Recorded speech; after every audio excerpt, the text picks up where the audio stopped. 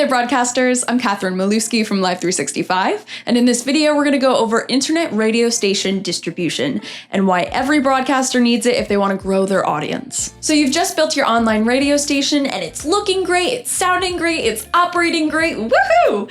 But here's the next big question.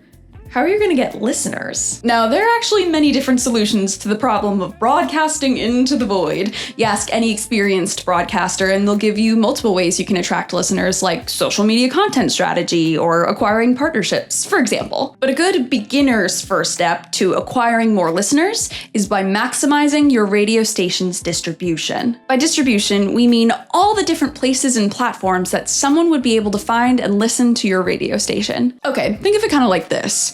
Your stream is your product, but distribution is basically your storefront.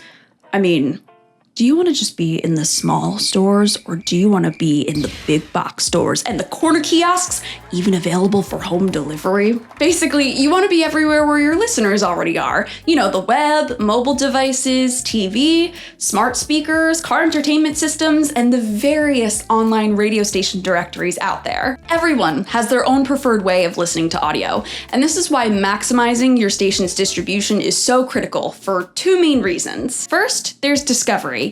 You're able to reach a much wider audience and get your radio station in front of people who wouldn't have found you otherwise. But second, and just as important, is retention. Think about a loyal listener who just found your radio station on your own website. If your radio station is also on their favorite app, like iHeartRadio or TuneIn, they're not just going to be pleasantly surprised, they're going to make you a more regular part of their day. By maximizing your radio station's distribution, you are making it effortless for your fans to stay tuned.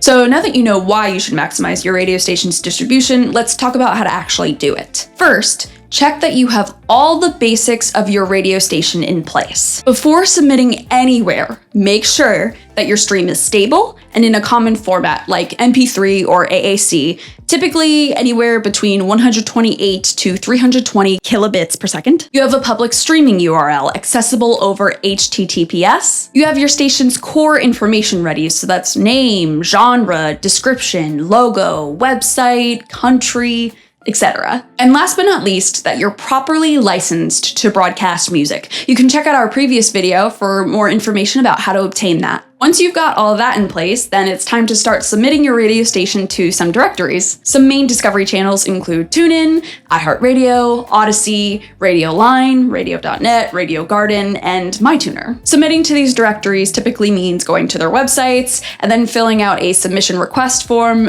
for each one. It is important to note as well that some platforms might not even be accepting new submissions, or they could be invite only, so this can be a real administrative headache sometimes. So this is your first big administrative hurdle. You're gonna have to create an account for each new directory, input all the information, and then wait for each one to approve you. It's a lot of repetitive data entry, and you're gonna need to manage those separate listings if your information ever changes. But here's a little pro tip for you. Once your radio station is listed on TuneIn, MyTuner, or Radio.net, it often automatically appears on Amazon Echo devices, Sonos speakers, and some car dashboards. It's because these systems pull from those APIs, so definitely submit to these directories first. All right, so you've tackled the main directories, but a huge part of modern audio isn't happening on websites, it's happening hands-free at home. This brings us to one of the most critical platforms for growth.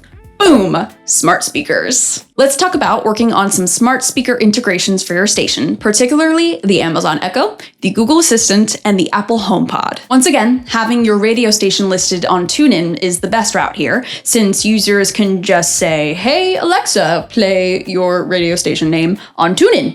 And then the smart speaker will automatically connect to your station. But it is possible to go the extra mile and create a custom Alexa skill or Google Actions so that users can more easily hop to your radio station. Let's be real though, if you want to do that, it does get a little technical. For Amazon Echo devices, you'd have to go through the Amazon Developer Console, and for a more custom branded experience, you'd have to work with a developer probably. And the same goes for Google Actions. It's completely separate from just running your station. Okay, this is getting a little complicated here and there, I know, but just stick with me here, because I promise that there's a way that you can do all of these tricky distribution tasks without having to do any of the hard work yourself. But before I get into any of that, Let's quickly talk about mobile devices, smart TVs, and car entertainment system integration. Starting with mobile apps, easiest way to get your radio station on a listener's phone is just by leveraging those directories that we talked about before. This is because those major radio directories, so TuneIn, Odyssey, MyTuner, Radio Garden, they're not just websites, they're also very popular radio apps.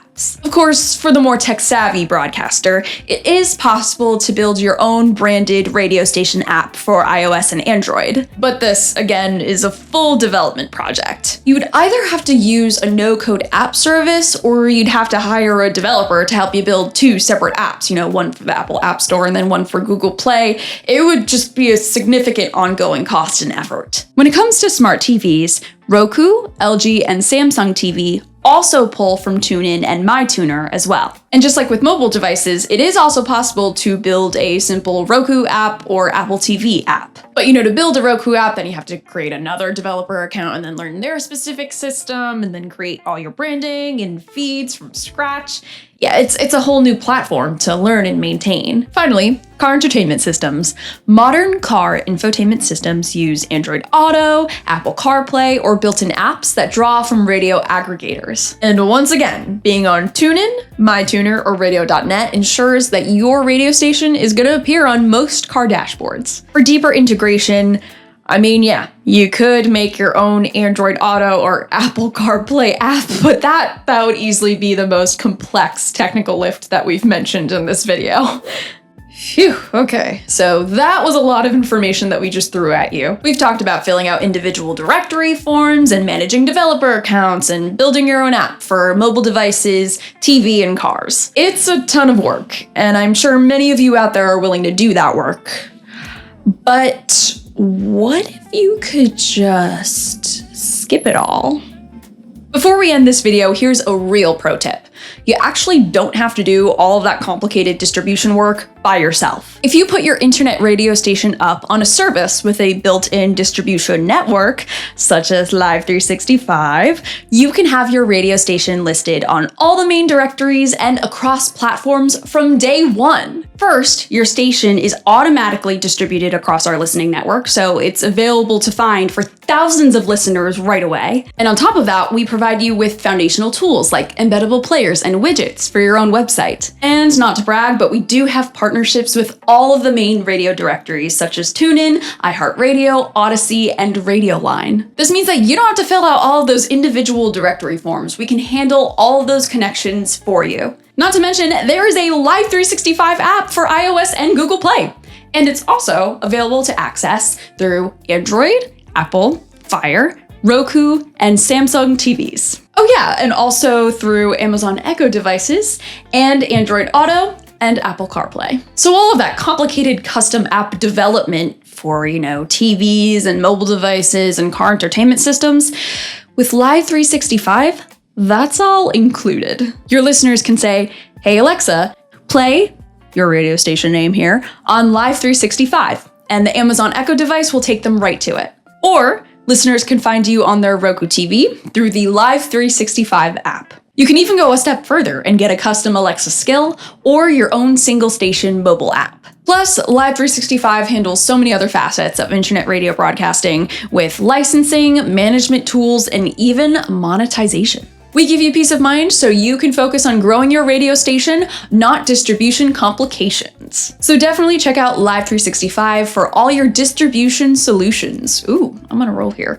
Especially if you're a beginner broadcaster. If you found this video helpful, remember to give it a like, subscribe to our channel, and check out live365.com to launch your very own radio station today. And that about wraps it up.